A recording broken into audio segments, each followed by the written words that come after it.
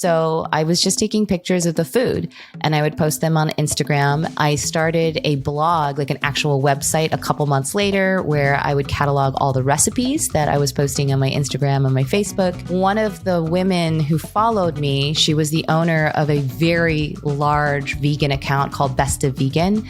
She also happened to be a poet and a writer. And when she started to read my writing, she was like, wow, you are very talented. And she was at that time working with a literary agent with her own book deal.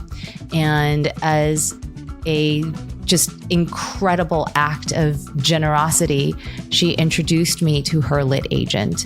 And I worked with that lit agent. And I think within a year, I had a book deal with Random House, Penguin Random House. It starts with just taking that leap. Man, you have to work hard. You have to be incredibly smart. Choose something that even if it fails, you are going to be proud of it. Doesn't matter how badly you got beaten in battle. Be kind, be kind, be kind. Become a better person, a better leader, the better business. Go with your gut. I'm Samuel Donner, and this is Finding Founders. Only a year after joining social media, Joanne Molinaro would become a New York Times bestseller for the Korean vegan cookbook. But when she was crying in her car, stressed about her job, her divorce, and future, this eventual reality seemed like a fantasy. Now, Joanne is one of the leading voices in the cooking world with 3 million followers on TikTok, nearly 1 million YouTube subscribers, and more than 600,000 Instagram followers. Under her slogan, I veganize Korean food, I Koreanize everything else, Joanne explains how to make vegan kimchi and unfuck-uppable pho, all while sharing her intersectional identity as a Korean American woman and her family's refugee experience. But let's take this back. Before she became a successful blogger, content creator, writer, and attorney. Let's start this story generations before in North Korea. We'll get back to the podcast right after this break. No Straight Path, hosted by Ashley Menzies Babatunde, is brought to you by the HubSpot Podcast Network. Okay, so No Straight Path sheds light on the stories behind the shiny resumes, the social media highlights, and the job titles. It's basically the real stuff. And one of my favorite episodes recently was The Power of Storytelling with Christopher Rivas. And in the episode, he talks about this moment where he realized the character of James Bond is actually based on a Dominican man, and it kind of opened up the world of opportunity in his mind of the power of representation. So if that sounds interesting to you, listen to No Straight Path wherever you get your podcasts. And now, back to the podcast. I kind of actually want to go to the story before the story and talk a little bit about your parents' history and where they were before they were in the U.S. Well, my parents were both born in what is now known as North Korea. It was not known as North Korea when my father was born, which was probably right after World War II. The 38th parallel had just been kind of hurriedly drawn as part of the various treaties that were entered into by the parties of World War II. My mother was born at the very beginning of the Korean War. So at that time, it's possible that North Korea technically existed when she was born. Either way, the region that they were born in is now what we know as North Korea, and they both had to flee very quickly, shortly after they were born, into the southern region of the peninsula for various reasons. Yeah, can you tell me a little bit about why they had to flee at that time? Because, that might be a very obvious question now, but I'm wondering, in their psyche, what was going on in the country that they were we gotta get out of here. My grandfather left South Korea, or what is now known as South Korea. He had a pretty cushy life. He lived with his, father, and they were very well off. But my grandfather was very angry with his father for cheating on his mom, and, believed that his father was responsible for his mother's suicide. And when he was 13 years old, he ran away from home and he walked through the mountains and arrived at what is now known as North Korea as a 13, 14, 15-year-old, and finally determined that he could utilize the very expensive education that he had to sign up for the Japanese police force. He was really concerned about making money, and part of that was because he had just gotten married and he was expecting a son, or he was expecting a baby who would eventually be a son, my father. So he signed up for the Japanese police force, made a very good living. But by the time World War II ended and Japanese occupation was, terminated, if you will, everyone was now in the mood to hunt down anyone who had worked for the Japanese government. And so my grandfather essentially had a target on his back and had to flee his homeland as quickly as possible before he was killed. So right before the end of World War II, he hopped into a pickup truck that took him back to the southern region of the peninsula, back to his father's home, the one that he had left when he was 13, leaving behind my grandmother and his infant son. And of course, she wasn't going to survive very long on her own. And eventually she found a way past the 38th parallel to her husband and was reunited. What was different about your mother's story about leaving? So my mother's story, she was born a few years later, at the very beginning of the Korean War. And she lived in Ongjin, which was a North Korean province, I believe. And the beginning of the Korean War is thought to have, started in Ongjin. So her village was literally under attack. So they had to evacuate their village. Otherwise they would have been killed. So her parents, my grandparents, scooped her up and my aunt, her older sister, up. And they were told by actually, I think, US soldiers who were there, if you want to get to safety, you got to head towards the Yellow Sea. There will be a ship there that will take you to the southern region of the peninsula where you will be safe. So they just scooped up their babies. They grabbed whatever food they could get.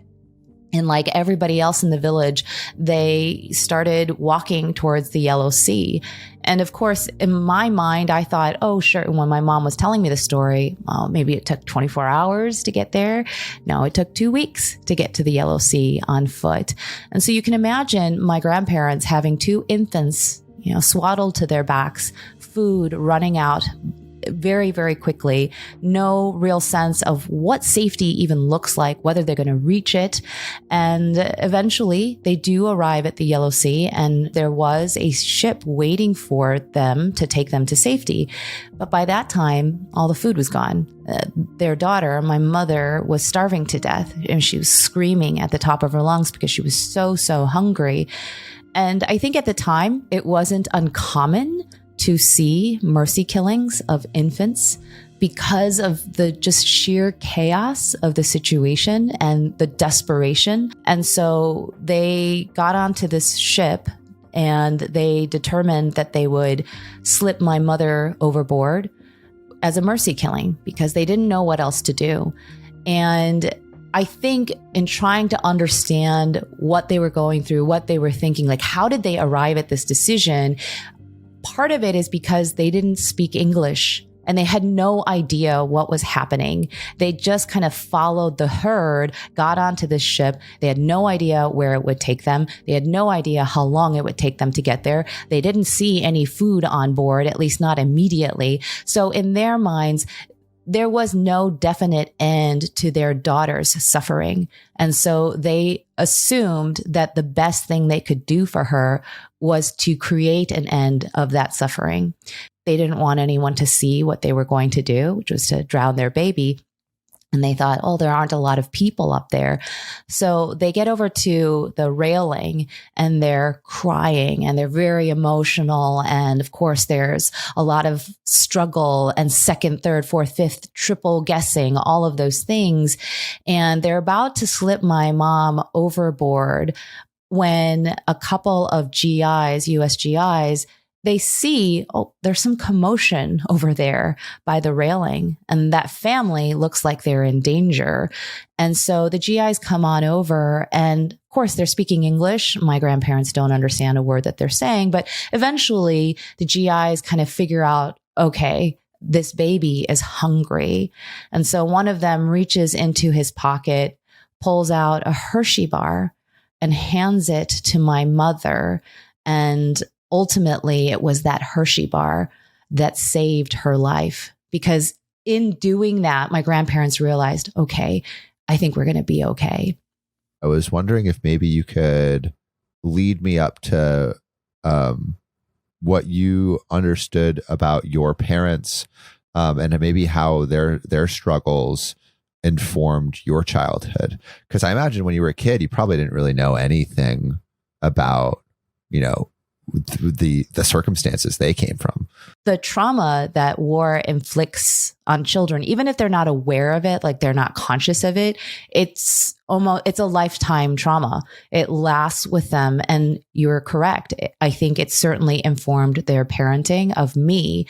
With my father, when his father, my grandfather, arrived back in South Korea with the wealthy family that he had run away from when he was 13, he was not welcomed back as the prodigal son. He was essentially punished for running away to begin with.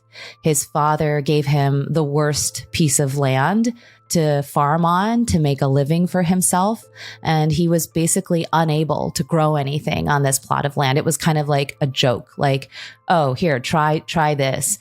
And as a result of that, even though they came from a fairly well-to-do family, my father's family, my grandfather, was very poor. And my father remembers his childhood as one of extreme poverty and kind of always being just on the edge of starving, like always not having enough food. So one of the things that he told me that I will never forget was that his father would literally count out the number of beans he was allotted for each day. Like, this is the number of beans that you get to eat today for all of the different siblings. And so that was his childhood, was growing up and figuring out, okay, how many beans do I get to eat today? My grandfather, the suicide that he had to witness of his mother, my great grandmother, had a very lasting impact on his own mental health, or lack thereof. And as a result of that, he was very abusive to my father. So my father recalls many, many times being punished for totally no reason. Like, he doesn't know why his father would punish him. My father had a very, very difficult childhood. But one of the things that I love about his description of his childhood is he said, even though we were so poor, we still had fun.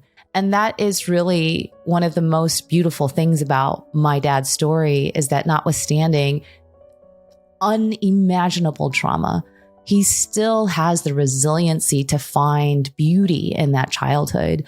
My mom's very similar in that, notwithstanding the trauma that she had to go through with starvation, homelessness, all of that, she still finds moments from her childhood that she attributes to being so intensely beautiful and nostalgic.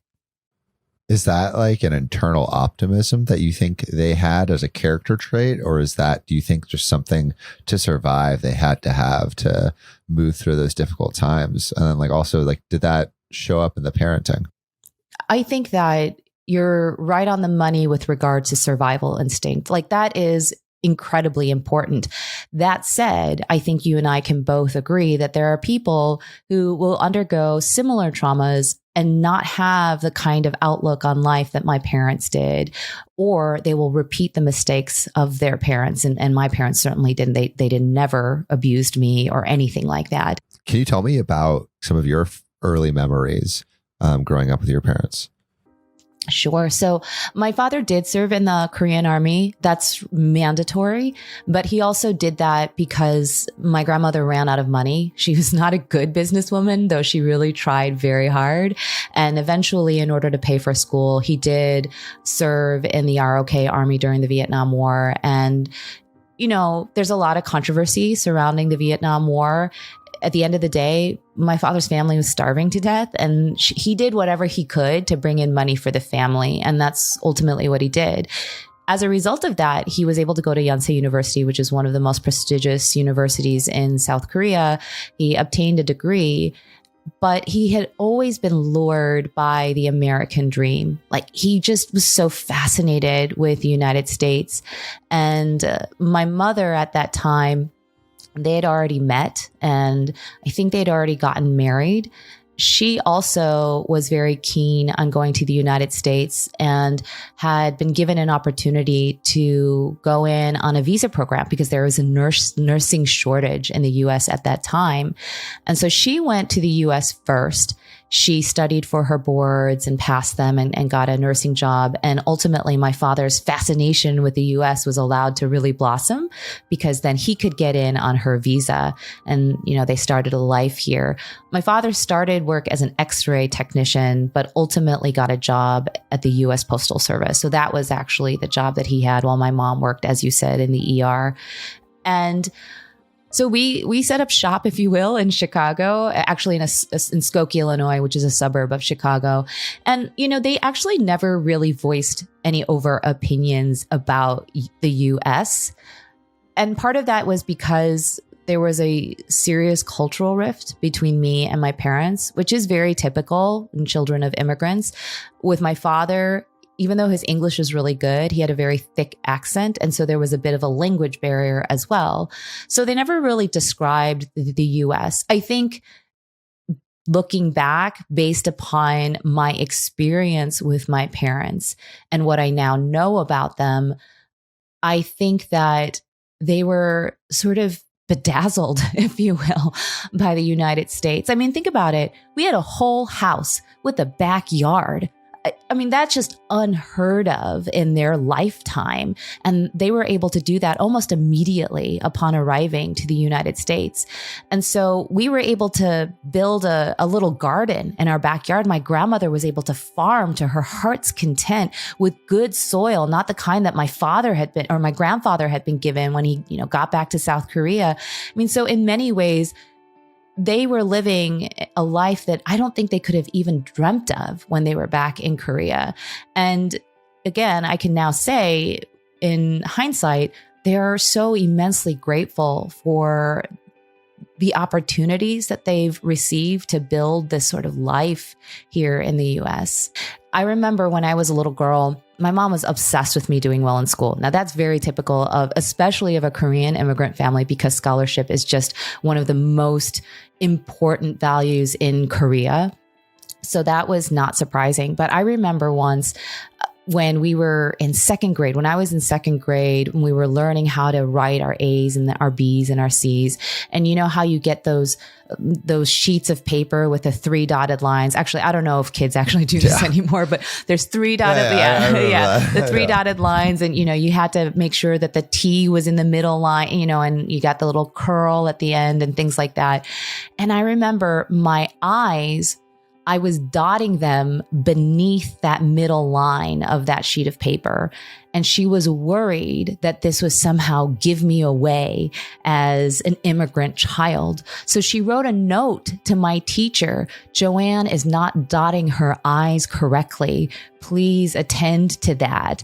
So this is the level of precision that my mom had when it came to making sure that my English and my Americanism was at par, right? But on the other hand, there were always other things that she was not willing to compromise on. For example, our food. We never got to eat American food. Like it was very, very rare that we got to eat McDonald's or spaghetti or things like that. We always had Korean food. And she, sent me to Korean school because she didn't want me to forget Korean. It wasn't very successful, but she still tried. So there were other aspects of Korean culture that she did make attempts to retain, but it was very hard to have my feet in both worlds at the same time. Could you maybe tell me a little bit more about how your relationship with food developed? Yeah, food always played a very interesting role in my life. On the one hand, certainly in my family, because basically everyone in my family had gone through so much starvation, at certain points in their life, food was a very important thing. like everything really revolved around the ability to provide food for the family, whether it was through money or growing our own food in our backyard. And as is the case in many immigrant families, food was also a way of communicating love, right? So as you said, a lot of my mother's sort of weird, maybe potentially dysfunctional parenting techniques, that was an expression of a sort of distorted sense of love, one that had become distorted because of the trauma that she experienced. But food was always such a simple way of saying, I love you, right? Unfortunately, though, again, a very patriarchal society that Korea is, women have to look a certain way in order to be valued. Their value really at that time was about making babies and looking beautiful. And in Korea, looking beautiful meant you had to be very, very thin. And when I was born, I clearly was born with genes that did not fit that mold. There are two kinds of women in my family. Some of them look like my mom, who's, 87 pounds. And some of them look like my aunts, who are just rounder and a little bit bustier, right? And I fell into that latter category.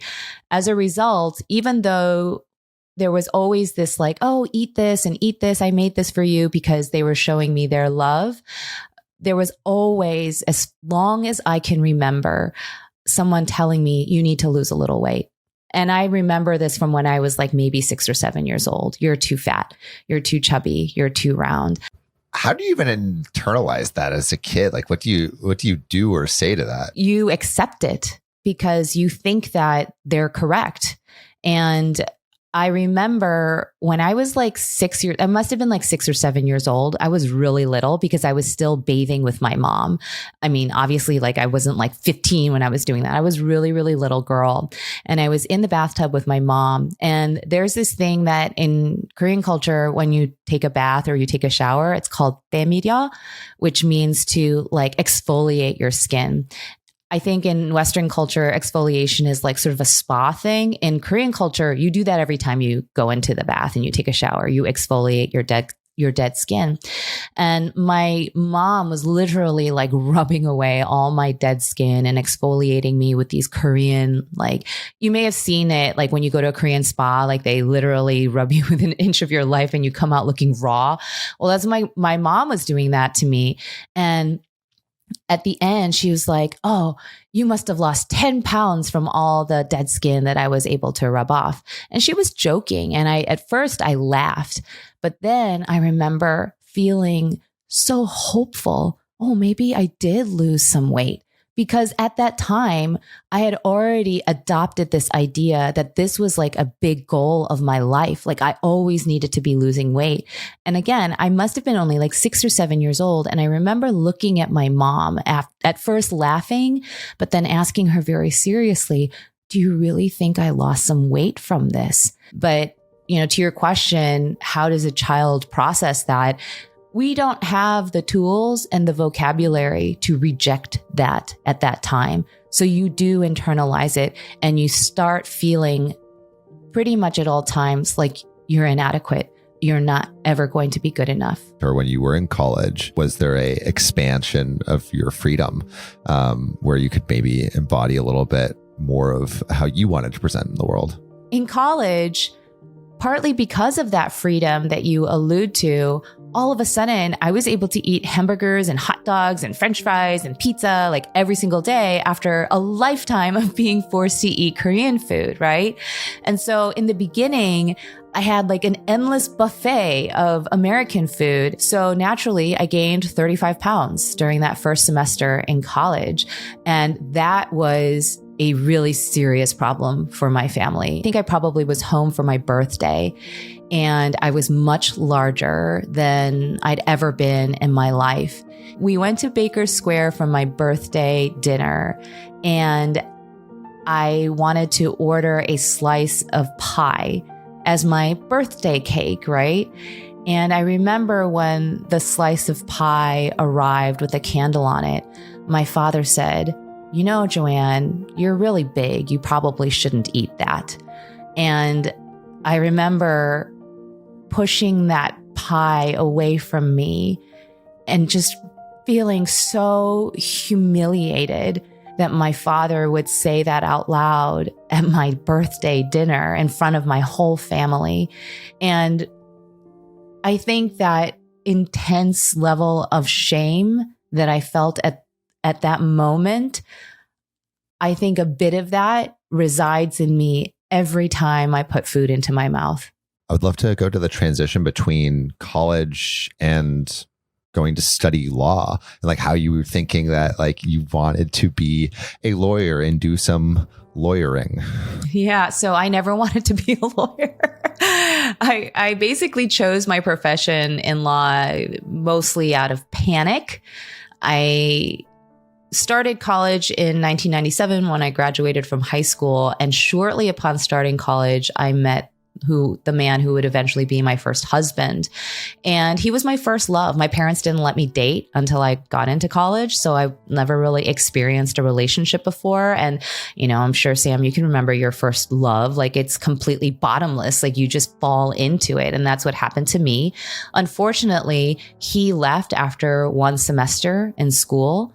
And so he went, he graduated. So he went back to Chicago. So literally all I cared about was graduating as quickly as humanly possible so that I could be in Chicago too with my boyfriend.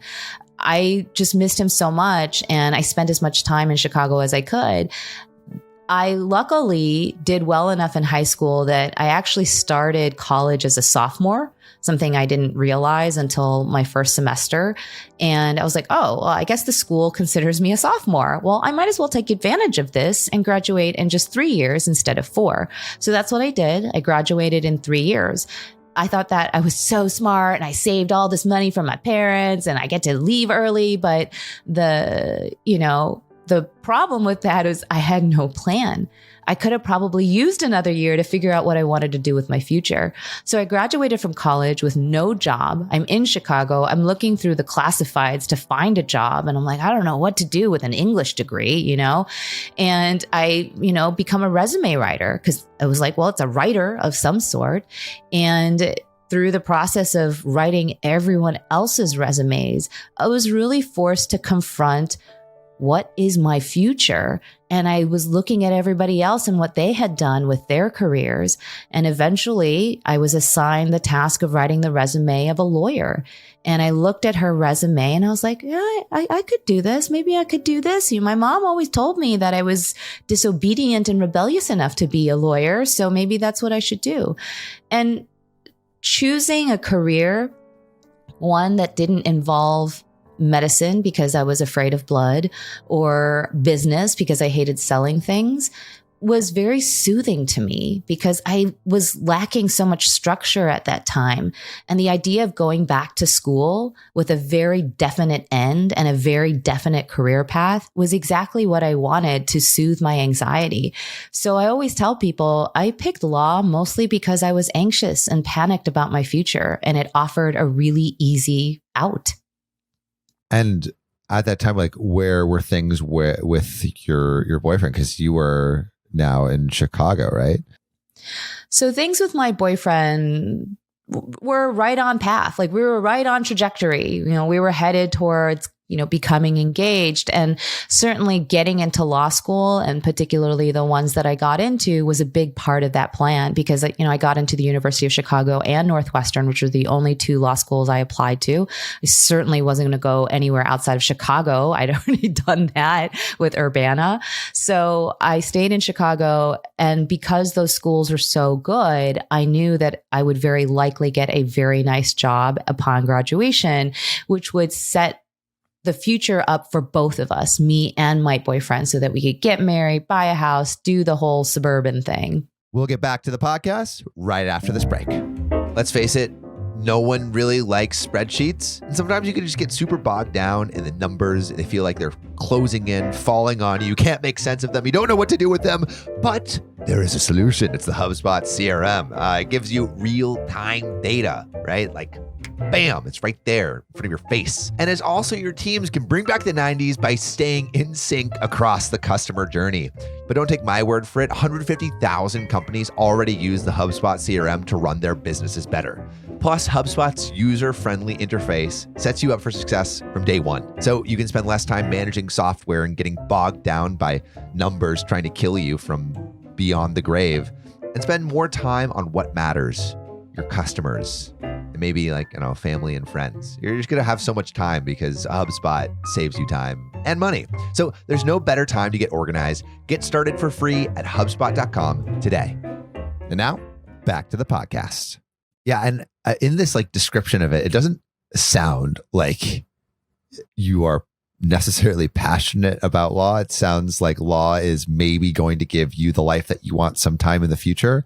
So when you were actually in law school studying, did you have realizations about what this career actually looked like and what you felt about it? I wasn't passionate about it, but I will say I was pleasantly surprised when I got into law school how naturally I sort of enjoyed it. I think in that respect, I was sort of lucky. Once I passed the bar, I just remember that night, we get our results through, I think, looking on the website to find your number to see if you're on the list. And I just remember I stayed up till 3 a.m, just refresh, just waiting for those results and really feeling like my whole life comes down to this one moment, on this list. And, if I don't get this, then I'm not going to get married and everything's going to go horrible. And my parents will be so embarrassed of me. What am I going to do? And then finally I hit refresh. And I scroll through the list and I said, that's my number. And I remember, it was 3 a.m, so my parents were still asleep, but I knew they wanted to know. So I went to their bedroom door and I knocked very quietly, knock, knock, knock. And I opened it and I just whispered, I passed. And my parents just jumped out of I've never seen my father. He literally jumped out of bed. He was dancing around the living room. Before I knew it, he was calling everyone in Korea, just saying, my daughter just passed the bar exam. She's a lawyer now. And it was just such a joyous moment. And I remember feeling like I'm very happy, very, very happy. Yeah. And also this is the I feel like the dream for any immigrant parents, to have your child, especially going from the situation they were in, become a lawyer, you've reached the pinnacle of society. It's all of the work that they've put in. And all the work you put in. It's it's worth it. I can't imagine how proud they must have been of you.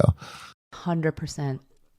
100%. So after that moment of passing, what comes next? That first year at the firm was the hardest year of my career. I had been so used to accolades and merit and achievement, people telling me you're doing so good, you're doing so well. You don't get any of that first year as a lawyer, as an associate in a large law firm. Meanwhile, I was headed towards a wedding. I was going to get married to my fiance.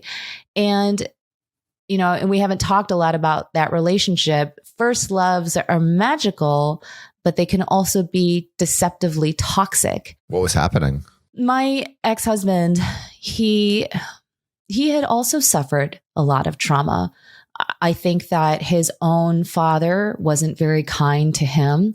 And as a result, he patterned his coping in a way that was unhealthy, mostly by lashing out at people. And, we had so many moments, both of us crying, because we wanted so badly to make it work because we were just so in love with each other. But there was just this thing where, for whatever reason, I pushed the wrong buttons and then this other part of him was activated and he just hurt me so much. When wasn't it strong enough? When did it come to a head? So this moment I will never forget.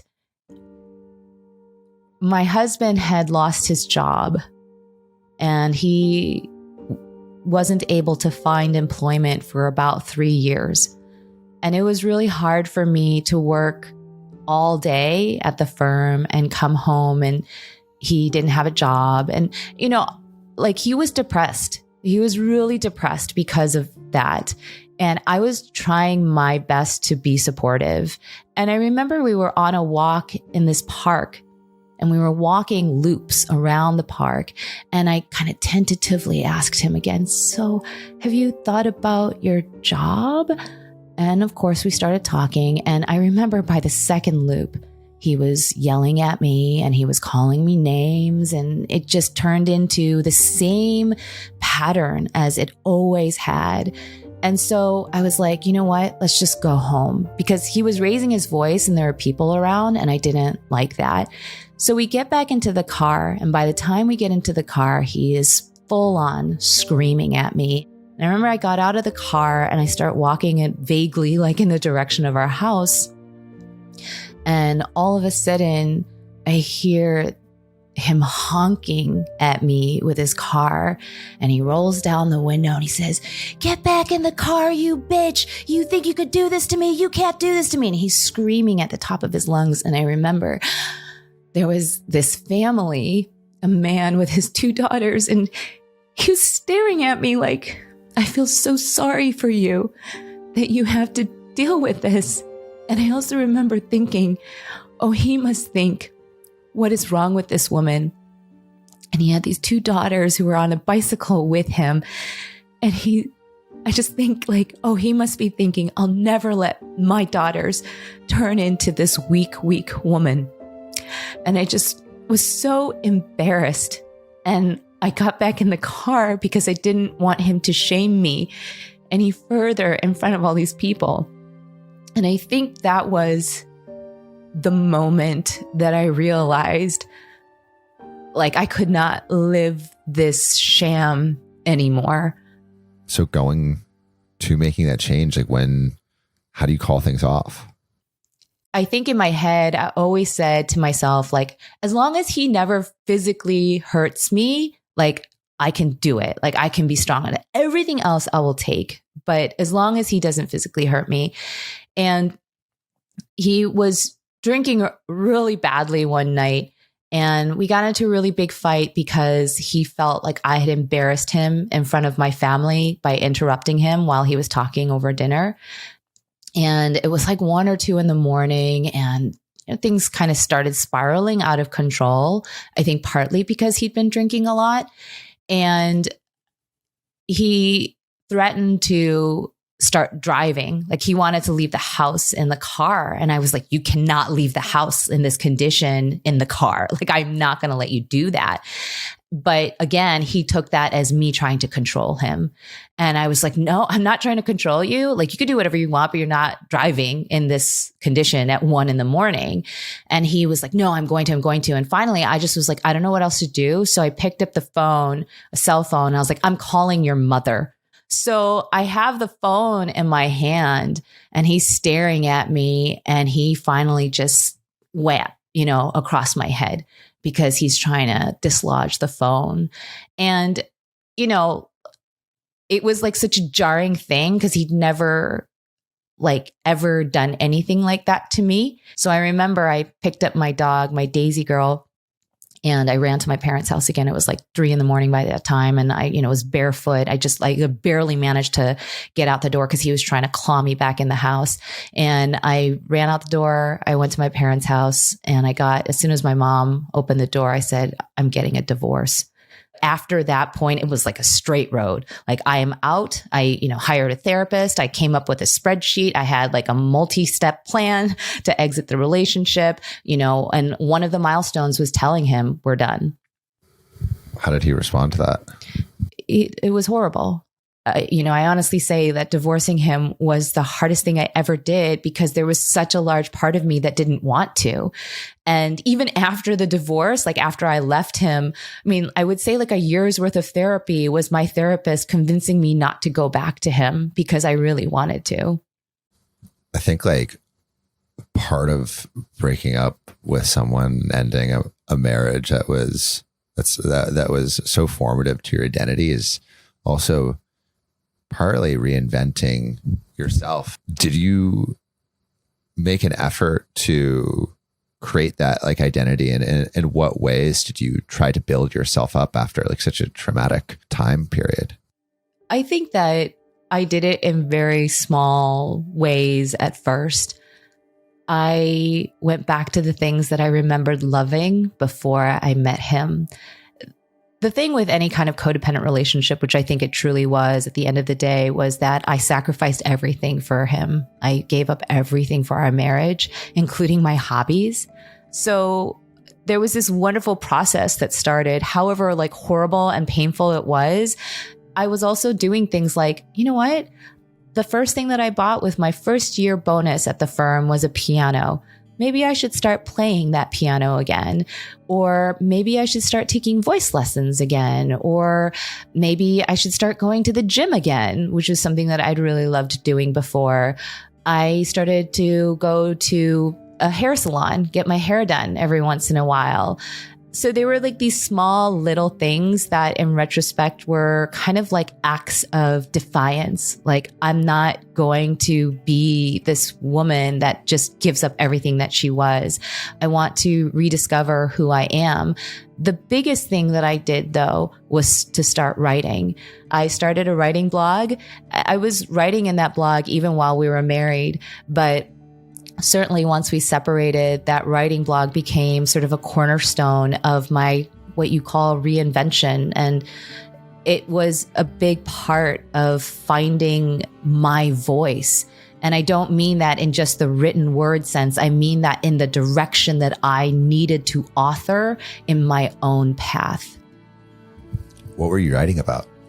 I was writing a lot about the divorce. I was writing about these things that were so cataclysmic in my life at the time. I was writing about love. I was writing about what does love even mean?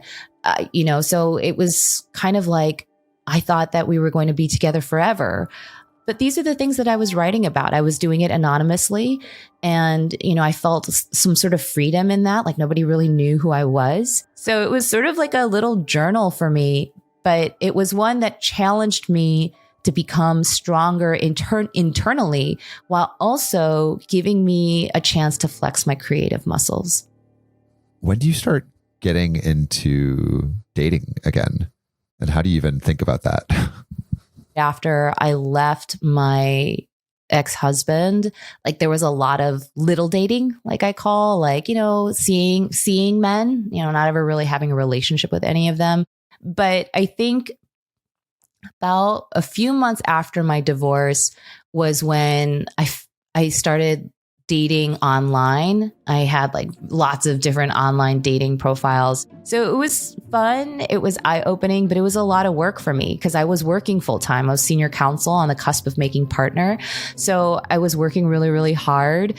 And at the time, I think I remember feeling like this is like a second job. Like I got to put on makeup and like get clothes and like do and like put on a face and stuff like that. And, online dating comes with its own sort of flaws, which is like, this guy doesn't look anything like he said he does, or like this person is so boring and I don't want to be here anymore. And like, all that stuff. Yeah. So I mean, like definitely the ups and downs. But eventually you do find someone. And can you tell me about that? Yeah. So I met Anthony, my current husband, through OkCupid, and his DM to me was filtered. And so like it's just kind of like Instagram now where you have your primary inbox and then you have the requested messages inbox. So he was in my requested messages inbox. I think he was too old. Like he's 7 years older than me. And so, but like every once in a while, I used to go through those when I was bored, and I went through them and I saw his message to me and I went onto his profile and I found out he was a classical pianist, which I found very intriguing. And then I went through some of his photos and I was like, oh, he's also an athlete and a very, very fit one. So I was like, that's a very interesting combination. And I responded to his message, and He was one of those guys, which I appreciate, who didn't like dilly-dally in the messages. Like right after I responded, he's like, hey, would you like to meet for coffee? And I felt like that was a really good sign. Like, okay, he's not catfishing me. He's not weird. Like, he's like a normal person who wants to just have a normal beginning of a potential relationship. And so we met for coffee. Lead me up to when you started your next blog and how maybe he was supportive of that. Yeah. So I started the Korean Vegan in 2016, basically because he told me to. So he went vegan in 2016. I really didn't want to go vegan because I thought he was basically asking me to become a white person. I was like, no, I'm Korean. So no, I can't. But I eventually kind of caved and was like, fine, I'll try it. And he was so happy that I joined him. He would constantly praise me every time I made anything for us, that was vegan. He's like, oh my God, that was the best thing I ever ate. And one day I had made him chocolate cake. And he was like, that cake was so delicious. You're the Korean vegan. You should start a YouTube channel that's called the Korean Vegan, where you just share your recipes. And I was like, all right. And I literally that same day, I started a YouTube channel and an Instagram account and a Facebook called the Korean Vegan. What did you post there initially? So I was just taking pictures of the food and I would post them on Instagram. I started a blog, like an actual website, a couple months later, where I would catalog all the recipes that I was posting on my Instagram and my Facebook. And yeah, that was really the beginning. And of course he was supportive. It was self-serving. He wanted me to continue making him vegan food. A delicious vegan food, I imagine. Exactly. Yes. So how long was it before you started to see like any kind of response online from what you were putting out? I would say in 2016, after the election here in the United States, that was a very difficult time for me personally. It was very hard on my relationship with Anthony because we were an interracial couple and I felt like he really didn't understand where I stood as a minority in the United States and how I felt as a result of that election. And I was really searching for a way to channel some of my grief, I guess, and my anger in a way that was constructive. And I'm a problem solver. I've always been a problem solver. And I felt like the best way to make myself feel better was to contribute something to this problem. And I was like, well, I have 10,000 followers on Instagram. Maybe I can start sharing a little bit more about what it's like to be an immigrant family in case there are people who are so ignorant to that. That's why they're contributing to this division. Really quick to interject, 10,000 followers on Instagram is no small feat. Yeah. So in a year, I had managed to cobble together 10,000 followers, which is great. I think part of that just speaks to kind of the supportiveness of the vegan community. Like they are loyal to their own. And I think that has a lot to do with it. I think that in 2017, when I started to do what I kind of planned to do, which was to start sharing more writing and stories about my family, then things took like a very sharp turn. And by that, what I mean is not only was my content very different from basically anything else that people were doing on Instagram, one of the women who followed me, she was the owner of a very large vegan account called Best of Vegan. I don't know how many it had, probably close to 1 million followers at that time. She also happened to be a poet and a writer. And when she started to read my writing, she was like, wow, you are very talented. And she was at that time working with a literary agent with her own book deal. And as a just incredible act of generosity, she introduced me to her lit agent and basically was like, I think you should write a book. I really want to read whatever book you write. So please write a book. And I worked with that lit agent. And I think within a year, I had a book deal with Random House, Penguin Random House. Wow. And you're like also working. Yes. As a lawyer. I was very good at keeping everything separated. Like, it's not like my colleagues really knew what I was doing on Instagram. And I didn't really talk a lot about my lawyer life on my social media platforms because I was scared. I didn't want my employer to find out and then have a problem with it. So I kept things very separated. I will say with the book, both my agent and my publisher were very understanding that I had a full-time and quite stressful career. So they made it very clear, like, do you, figure it out. We're not going to make you write this book in 3 months or something like that. They gave me plenty of time to do it. So in that regard, I was very fortunate that I had people around me who were very understanding of the fact that I was trying to straddle two worlds at the same time. So maybe the next stop we can go to is how your ability to create videos changed during the pandemic. I read this article in the New York Times about how the kids from TikTok and BTS Army like single-handedly disrupted some Tulsa rally or something like that. And I was like, these kids are amazing. Like, what is going on TikTok? Like, what is this thing, you know? And I just felt such a rush of not inspiration, but just something electrifying about that whole thing. And so I was like, I got to see this firsthand. Like, I don't want to keep reading about it in the paper or seeing like clips of it on Instagram. Like, I want to join TikTok just to watch what's happening. And so I started TikTok really just as a consumer. Like, I just wanted to see like from the sidelines, like all this stuff that was happening. And then I participated here and there with my own political speech. And then I remember I saw a couple of food videos. And I also remember that my agent had mentioned to me, you know, your publisher's going to want you to do some social media growth around, you know, before the book is out. You know, just something to think about. I had lodged that little idea in my head. And I was like, well, I mean, I got, you know, I think at the time I had like 45,000 followers on Instagram or something like that. You know, maybe I should post a couple of food videos or something. I can do that. So I remember I had this like really crappy iPhone at the time, and I just threw it up against the wall. I was chopping up some potatoes for dinner, you know, throw them into the stove. I mean, like the lighting is horrible, and you can hear my husband, he's playing piano in the background because he's a piano teacher, and he's yelling at his student while playing some crazy Chopin thing. And I didn't know how to use TikTok at the time. So you can see like all of my texts, they like overlap with one another. Like it was like really ugly, but I posted it and I like woke up and it had like 600,000 views. And I was like, oh my God. I just remember feeling like at once, like really excited, but also terrified. Like, I was like, I can't believe that so many eyeballs are on me right now. Like, it's really kind of scary. Where did you feel like your next move was? I remember in November of 2020, my phone was ringing off the hook at the office. And it was partly for two reasons. Number one, a new case had just been filed under Chapter 11. It was a crypto case. And I was one of the few persons in the country who had expertise in both crypto and bankruptcy. And I had written quite extensively on it. And the other reason my phone was ringing off the hook was I was writing an op-ed for The Atlantic.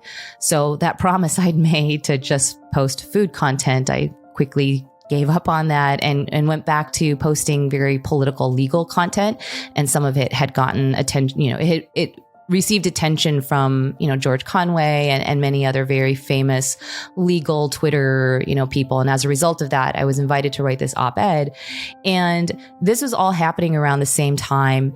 And I just remember thinking to myself, it is not possible for me to do both of these things as well as I can. I'm only one person, and I have now reached that point where I need to choose one. That's a massive switch. It would have been a massive switch, but I think there was something again that kind of helped me. That case that I mentioned, the one where, again, a crypto case had filed under Chapter 11. I really wanted that case.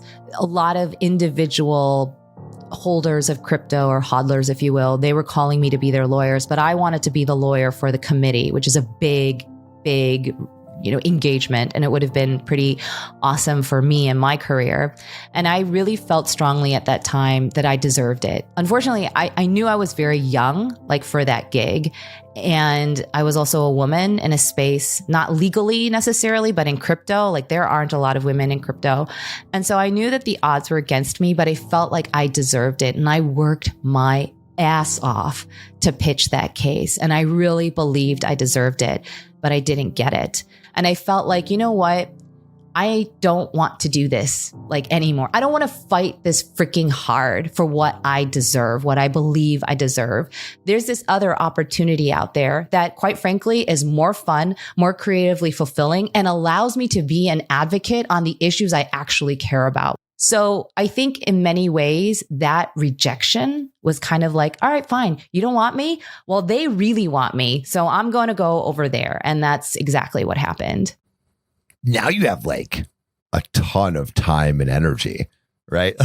like if you're just focused on one thing, I can't imagine how many ideas were running through your head, or just also if you were achieving to this level kind of with half of your time or less than half of your time, what were you able to do when it was just your pure focus? I think that what ends up happening for people like me is they find whatever they need to in order to fill all that time. I was just telling someone the other day, I feel busier now than I ever have in my legal practice, because now instead of having someone fill my plate, I fill my own plate. And when I get to be the author of that, I mean, you can only imagine all the different verticals that I have going up. I'm also a lawyer. I'm risk averse. I still, am of counsel at Foley. And on top of that, because I am risk averse and because I come from a background that is all about shoring up people's businesses, I understand the very critical importance of diversifying your brand. So I'm never going to be that person who's like, I'm just going to spend 12 hours a day creating TikToks. That's not me. I segment a good chunk of my time to creating content, but I'm also now working on a podcast that takes up actually most of my time now. I have a second book that I'm writing. I'm also thinking of, starting a franchise or a chain restaurant with the Korean vegan. I mean, there's so many things that, because like you said, I have so much time now and I can devote 100% of that to creating things. And the lawyer in me doesn't want to rest on her laurels and just say, I'm going to do one thing. I want to do a lot of different things to make sure that I'm setting myself up for success and I'm optimizing strategically sound opportunities that make sense to invest in at this time. So I'm very, very, very busy. I'm doing a lot of different things, but I am more fulfilled in what I'm doing right now than I ever was in the 17 years I was a full-time lawyer. Yeah. So, I mean, you have now 670,000 followers on Instagram, almost 1 million on YouTube, 3 million on TikTok. You've amassed this massive audience. What are you most excited for the future now?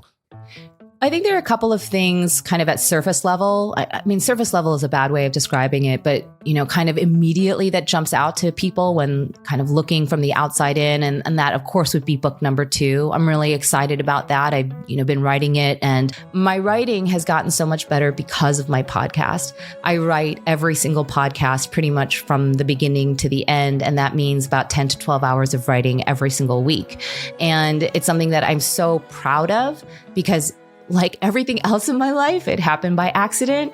It wasn't like, I'm going to start a podcast. It was more just like, oh, I have this newsletter and I have to proofread it and I read out loud to proofread. Well, maybe I should tape myself reading out loud one day, And that's how the podcast was started. It's really actually embarrassing. Like my very first TikTok, my first podcast episode is horrible. It's literally just me reading out loud. It makes no sense. But now it's something that is really beautiful. I was just talking to my agent and he was like, it's phenomenal. He's like, there's really nothing like it. And he's, a big supporter, but to hear that from him meant quite a lot. So those are the two things that I'm very excited about. But I think, to your question, Sam, your questions are always so good. I'm very excited about the woman I'm going to be as a result of the challenges that I bring to myself. I think that for the first half of my life, including with that first marriage, I was always just accepting whatever was happening to me. I was so passive. And I think in this second chapter of my life, I want to be the person taking things. I want to be the person choosing things. I'm very excited about who I will ultimately become as a result of taking that sort of agency back. Thank you so much for listening. If you haven't already, make sure to subscribe, rate the podcast 5 stars, and share with a friend. If you have any questions or comments, DM us at Finding Founders Podcast on Instagram, LinkedIn, or Facebook. Finding Founders is produced and hosted by me, Samuel Donner. Our Chief of Staff and Operations is Jessica Lynn. Our audio editing team lead is Adrian Tapia, with support from Irene Van Berkel, Matt Fernandez, Renee Buchanan, Sophia Donner, David Saidi, Ashley Jimenez, Nicholas Guzman, Aaron Devereaux, Sanessa Gisley, and Lois Choi. Our outreach and research lead is Kenny Ong, with support from Sarah Hobson, Charisse Tam, Harushi Kanauchi, Kristen Hagelin, Aya Cortez, and Valencia Lu. Our writing team lead is Elizabeth Bowen with support from Aiden Ashworth, Nikki Mukawa, Sylvie Wang, and Eric Mena. Our design team lead is Shruti Ramanand with support from Tiffany Dang, Yao Liu, and Dina Gabriel. To see more of what we're up to, subscribe to our newsletter at findingfounders.co. Thanks again for listening, and see you next week.